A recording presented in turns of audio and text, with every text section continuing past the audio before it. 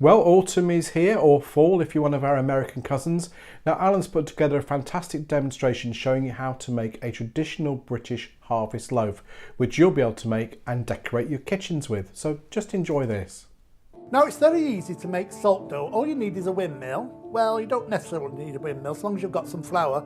You need some salt, you need a bowl to mix it in. You also need a mug, water, and you also need flour as well. Now, to start off with, you need flour. Now, I'm sat next to where the flour actually comes into this big sack, but you can use it out of a bag, don't worry. Now listen, all you need is 2 cups of that, level cups or mugs of that. See, there's one. Just pop it in the bowl, and 2. God, I wish I had one of these at home. Oh, this is fantastic flour. 2 of those, and then you also need 1 of salt.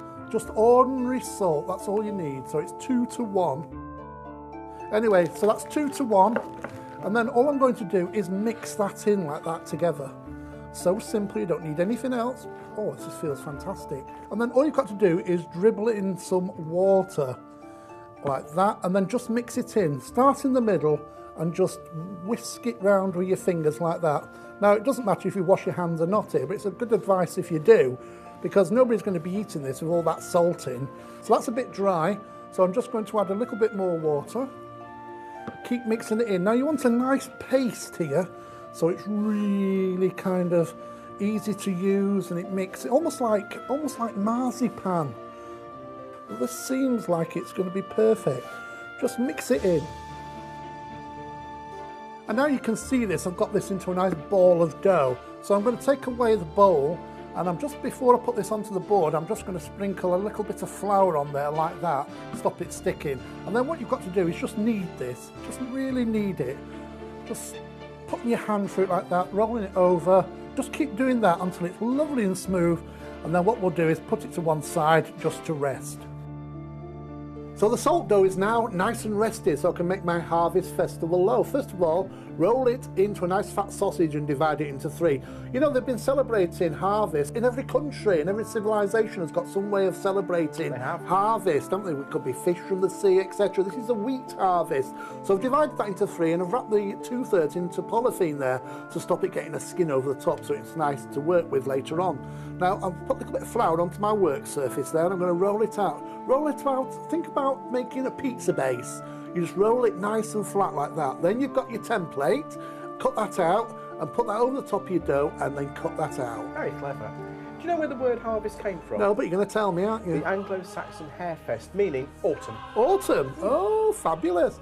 Now, I've cut that out now, and what I'm going to do is put a rolling pin on and just roll it up. And there was another festival before that called La Masse, meaning Loaf Mass. Loaf Mass, so it's Harvest Festival Loaf Mass. Oh, fantastic.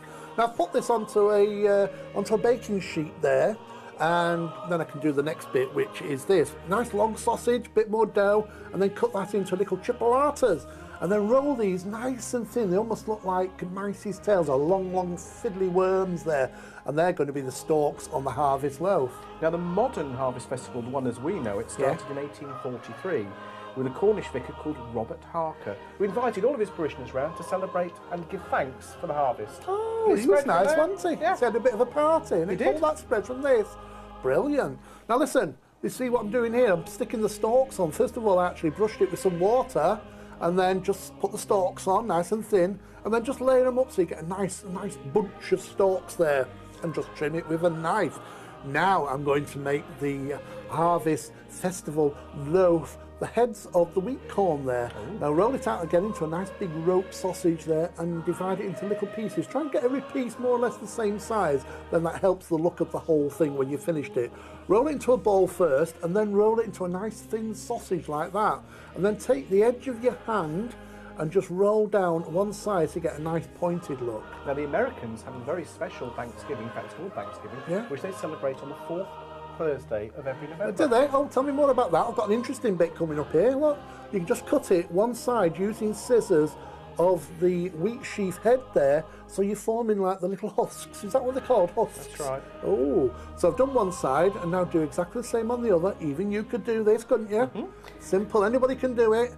And then we're going to cut down the centre just like that.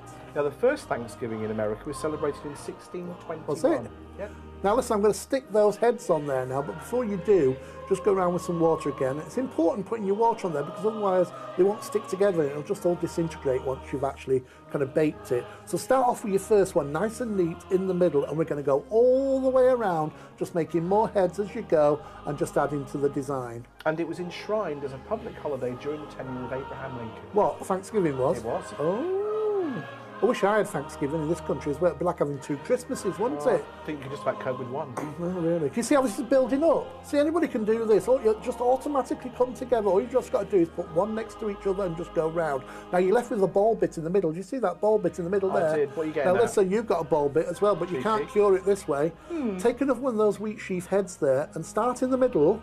That's important. And cut one side and then the opposite side and then down the middle. And then guess what you've got to do?